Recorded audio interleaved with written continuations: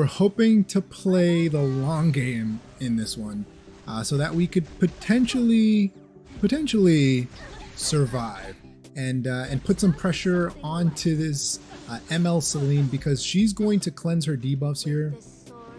But I think that's fine. She's gonna cleanse, and I think we landed. Yeah, that's fine. So as long as we don't crit, right? As long as we don't crit that ML Celine, we'll be fine. We do have Molas on the S3. We have it up until the -1 turn cooldown. No Molas on the S2, which gives a barrier and a random buff to the unit with the highest attack, which here is going to be SSB, right? And then we have some Molas on the S1, which gives us a 75% chance to inflict venom for 1 turn. The bad thing here is they do have, or at least this Bellion has immunity, but we're going to go ahead and hit them with the S3. Hopefully we don't crit. If we do, we'll at least have some healing here. Okay, there's that Elbrus. And as you can see, we got a pretty decent barrier, and we got healing buff on the SSB. We'll take that. Of course, we would have rather have had at least like attack buff, right? But we'll take out that ML Celine. We'll be able to cleanse here, and this Sharon is almost down. So taking a lot of damage from the SSB, which is not good for us. So here, I think we can go S1 into the Para, right? Because we want to at least keep her from S2ing, S3ing us. So we're going to push her up again. And we'll go S1 again, because why not, right? There's the Venom. We'll go S1 here. Let's go ahead and take out that Para. The thing here is Sharon is probably going to go down, right? So unfortunately, our Sharon did go down in this one, but we're able to get the win, which is not too bad, but maybe we can try her out in a few more fights. She's supposed to be a Bruiser team comp, right? Bruiser team comp. We're going to see how well this fares for us, because we do have a stripper here. So if we S3, we'll S3 so we can put up the buff that she gets, so that it allows her to counter. We will get crit by this Bryceria, hopefully, so we can cleanse and counter. The thing about Sharon here is we don't have her built that fast. No cleanse. Okay, that's fine. Let's see what we can get. We don't have her built on effectiveness. We actually have some effect res on her. So as you can see, she was able to land 3 out of the 3, which is nice. That's why we brought in our hand guy, so that way he can cleanse at least some debuffs. And then we got a chance to reduce cooldowns, right? So S1 here, 1 turn increase. I really think her S1 is actually really good, because you can potentially lock down 1 unit, especially in GVG, right? Like, for example, if that APOC Ravi would have been pretty crazy, we could have locked her down and kept her from S3, potentially forever, until we get 15%, right? We'll go ahead and do it. We'll go ahead and soul burn just to see what we get here.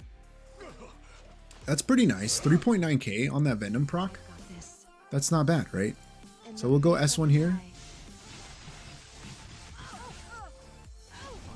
All right. Let's see if we can strip that attack buff from the G perk here. So the Venom procs aren't that bad. They're actually pretty decent.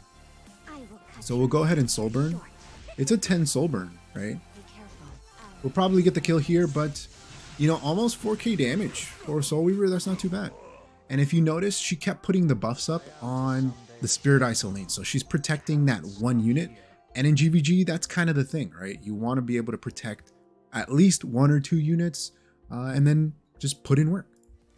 We do have a revive though in our Spirit Eye Celine, so that's something that should help us out here. Okay, so we're gonna put up the S3 here,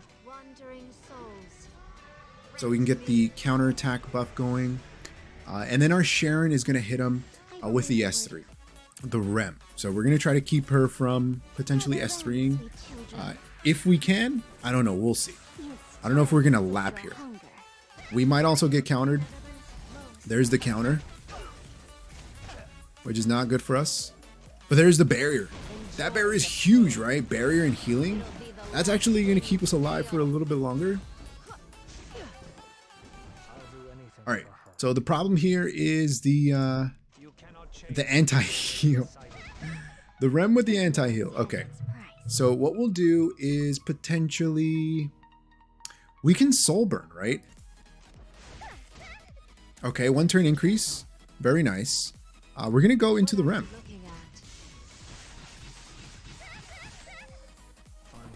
Nice, nice, nice. We'll go S1 here. She does have 2 procs. We didn't get them though. We didn't get them, but I mean, not too bad, right? That's pretty decent. If she would have gone, we would have kept her from S3ing us. So that's not too bad. We'll soul burn S1 here into the Ravi. Let's see what happens. We just get countered and we land nothing. Hey, but we got crit damage buff now on our Spirit Isolane. So we're gonna go S1 into the APOC Ravi. Just melted through that APOC Ravi. That's really nice. So if anything, she's a GVG unit, right? A really good GVG unit. We'll go ahead and S3 here. Look at that healing and barrier on the Spirit Isolane. That's actually pretty cool. We'll go S1 here. I don't think we need to S3. Let's just put up some damage.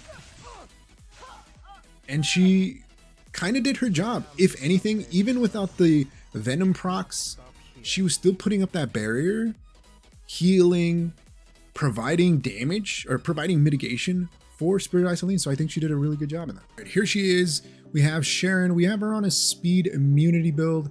We do have her with some molos on the S1 and S3 for the cooldown and the effect chance. No molos yet on the barrier, but I think for a GVG unit, right, PvP only, I think she's pretty good. I think you can't go wrong with giving her potentially some molas in the barriers, but it's just going to increase survivability.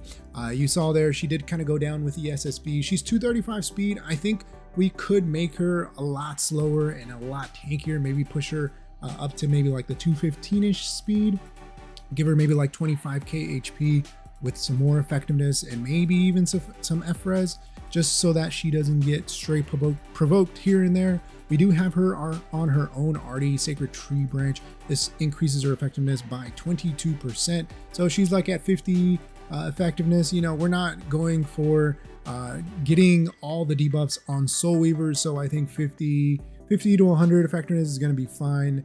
You know, maybe we can swap out this ring for an effectiveness ring that will bring her HP down, which in turn are going to make her barriers a bit smaller since they increase proportional to her own health. So that's kind of we went with a slightly tankier build.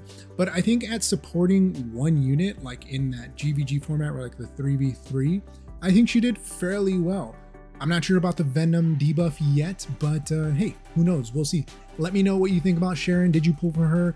How have you built her if you did? Like always, if you haven't enjoyed the video, hit that like button. If you haven't subscribed, think about subscribing. It really helps the channel grow and reach more people like you who like content like this. Like always, thanks for watching, and I'll see you next time. Peace.